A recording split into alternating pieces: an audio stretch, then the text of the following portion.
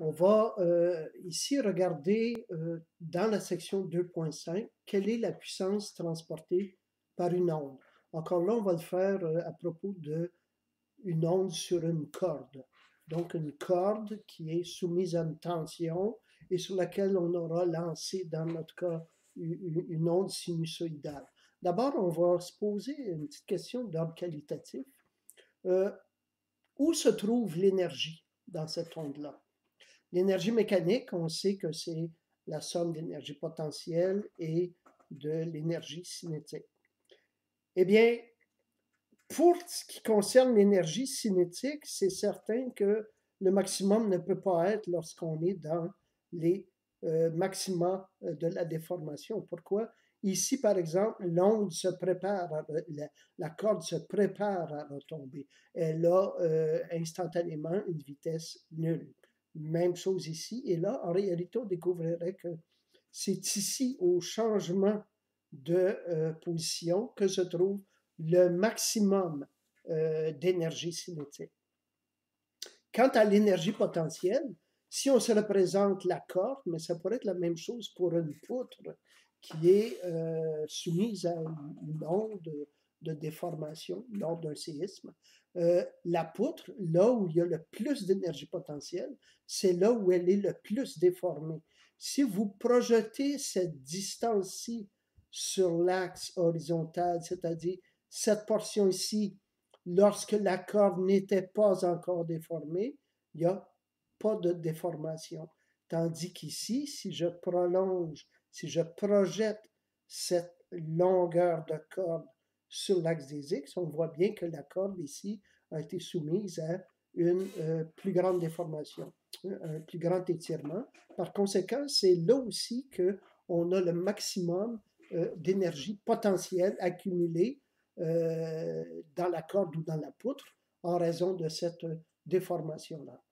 Or ici, sans faire de démonstration d'où ça vient, on va apprendre à utiliser cette formule pour la puissance propagée, transportée par une onde. Elle est donnée ici. La puissance est égale à 1 demi mu densité linéique, V, vitesse de propagation et non pas vitesse transverse. Oméga carré, c'est-à-dire la fréquence angulaire au carré, fois le carré de l'amplitude. Le carré de l'amplitude, qu'on voit qu'il y a de la puissance, c'est relié justement, l'amplitude est reliée à la déformation. Donc, il a fallu mettre de la puissance dans cette corde-là ou cette poutre-là pour la déformer. Et ce morceau de corde-là qui se déplace, ben, il entraîne les autres morceaux de corde, qui entraînent les autres morceaux de corde, qui entraînent les autres. Il faut donc qu'il y ait un travail qui soit fait tout le long de la corde pour que la déformation continue de se propager. Donc, proportionnel au carré de l'amplitude, mais également au carré de la fréquence angulaire. Pourquoi? Parce que pour une amplitude donnée, plus on augmente la fréquence angulaire, plus il faut avoir mis, il va y avoir de l'énergie cinétique. Si on augmente la fréquence angulaire, il y a d'autant plus d'énergie cinétique. Et pour avoir provoqué ça, il aura fallu mettre beaucoup d'énergie, donc beaucoup de puissance. Et c'est cette puissance-là qui continue de se propager et de déformer le reste de la poutre ou de la corde. On introduit une variable qu'on appelle l'impédance, qui est égale à mu v, qui va donc reprendre pour elle-même ces deux termes-là. On n'en parlera pas beaucoup dans ce cours-ci, mais c'est quelque chose qui est très important, qui va expliquer la réflexion des ondes et la transmission des ondes. Alors, pour le moment, j'aimerais aller regarder avec vous quelques exemples et exercices. Donc, l'exemple 2.4 en page 60 de votre manuscrit. Bon, c'est assez simple, il s'agit évidemment ici seulement de mettre des chiffres dedans. Or, imaginez un oscillateur, ça pourrait être le petit moteur que nous avons vu plus tôt, ici, le piston, ça pourrait être ce moteur-là. Or, il y a une fréquence de 60 Hz, une fréquence, qui n'est pas la fréquence angulaire, une onde sur une corde ayant une amplitude 4,50 mm. On donne les chiffres et on demande quelle est la puissance moyenne fournie par l'oscillateur. Il s'agit tout simplement d'introduire les chiffres, mais en respectant constamment les unités. Alors, parce qu'on a ici des newtons, les newtons s'introduit des kilogrammes mètre seconde carré, il faudra convertir la densité linéique en kilogrammes par mètre, l'amplitude en mètres, et on introduit tout ça dans les formules. Alors, le point important ici, c'est de ne pas oublier qu'il faut respecter nos unités. J'aimerais regarder avec vous ici une question qui se trouve en page 76 de votre manuel. C'est la question 24. On a deux câbles qui sont composés d'un même matériau. La seule différence entre les deux câbles, c'est que le diamètre du câble 1 est égal à 2 fois le diamètre du câble 2. Et on demande le rapport entre V1 et V2, les vitesses de propagation, et le rapport entre P1 et P2. Je vais traiter cet exemple-là pour vous parce que, bon, je vois que c'est souvent une difficulté qu'on a à répondre à ce genre de questions. On nous demande de comparer les rapports des vitesses. Or, dans chacune des cordes, les vitesses obéissent à cette formule-là qu'on a démontrée. Donc, on doit donc montrer F sur M1, mu2 sur F. Et dans l'exercice, on nous disait que c'était la même force. Donc, ça doit être le rapport entre la densité 2 et la densité 1. Qu'est-ce qu'une densité linéique? C'est une masse divisée par une longueur. Pour avoir la masse, il faut appliquer la densité massique en kilogrammes par mètre cube fois le volume. Ça nous donne la masse qu'on divise par elle. Qu'est-ce que le volume d'une corde? On la représente comme un cylindre. Donc, l'air transverse multiplié par la longueur, on voit que les longueurs s'annulent, et la formule générique pour la densité linéique sera donnée par cette expression-ci. On l'applique à chacune des deux cordes, mais on se rappelle que le D1 est égal à 2D2. On introduit ça ici, on fait un peu l'algèbre et on trouve que le rapport V1 sur V2 est égal à 1/2. Pour comparer les puissances, on va se servir de la formule qu'on avait tout à l'heure pour la puissance dans chacun. On élimine les termes qui sont identiques et on trouve mu1 V1 sur mu2 V2. V1 sur V2 est égal à 1/2. Mu1 sur mu2, si vous regardez ici, on avait trouvé que mu2 sur mu1 est 1/4, donc mu1 sur mu2 est égal à 4. On répond à la question. On trouve que la corde la plus lourde transporte la plus grande puissance, donc la plus grande quantité de fer du travail.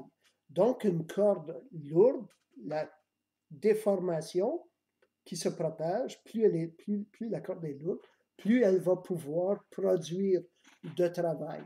Mais derrière ça, c'est parce que pour déformer la corde la plus lourde, il aura également fallu produire plus de travail. C'est en quelque sorte en raison de son inertie que la corde la plus lourde va pouvoir produire plus de travail sur les autres bouts de corde qui suivent. On va revenir temporairement à nos diapos et je vais vous soumettre une question. Comment de l'énergie peut-être, on dit parfois, je vais t'envoyer des bonnes ondes, ainsi de suite. Or, on pourrait se poser la question, comment des ondes passent-elles d'un cerveau à l'autre?